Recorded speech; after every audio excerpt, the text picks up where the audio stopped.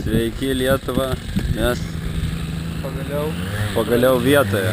Štai sportininkai, Mantas, jūs jį turbūt pažįstate, Tomas, Žiūrėk, čia šitas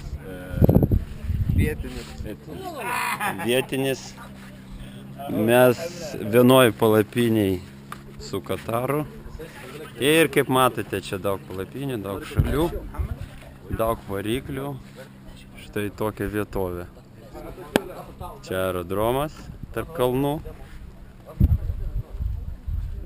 Ir bus varžybos.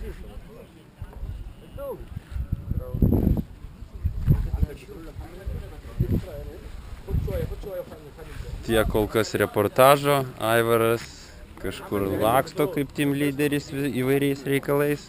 Ar ne taip? O mes kaip jau ir pasiruošę. Įranga surinkta, numerius matot.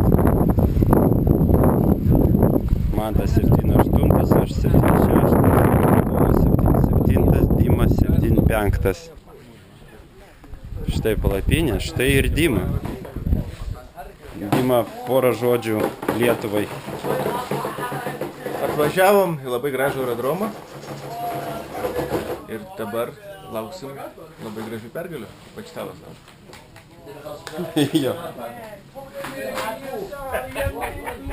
Daug šalių susirinko, apie 100 dalyvių beveik.